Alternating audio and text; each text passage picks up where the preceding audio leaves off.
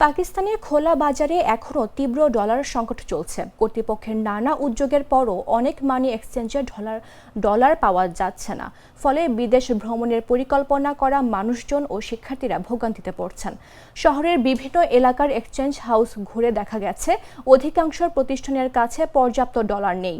অনেক exchange house একেবারেই dollar বিক্রি বন্ধ রেখেছে, আবার কেউ কেউ দিনে সর্বোচ্চ $100 পর্যন্ত বিক্রি করছে।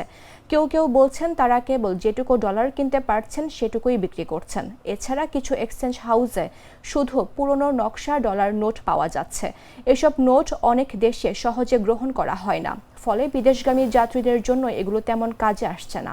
ডলার না পেয়ে অনেক যাত্রী বাধ্য হয়ে দেশে থেকেই অন্য বিদেশি মুদ্রা কিনছেন। এতে তারা খারাপ বিনিময় হারে ক্ষতিগ্রস্ত হচ্ছেন। ডলার সংকটের প্রভাব শুধু ভ্রমণকারীদের উপর নয়, শিক্ষার্থীরাও চরম সমস্যায় পড়ছেন। অনেকে মনে করছেন ডলার সংকটের পেছনে নতুন নিয়মকানুনও দায়ী। এর মধ্যে রয়েছে বায়োমেট্রিক যাচাই, মূল জাতীয় পরিচয়পত্র বাধ্যতামূলক করা এবং সম্প্রতি স্টেট ব্যাংকের নির্দেশ অনুযায়ী ডলার কিনে বিদেশি অ্যাকাউন্টে জমা দিতে হলে চেক ব্যবহার করা।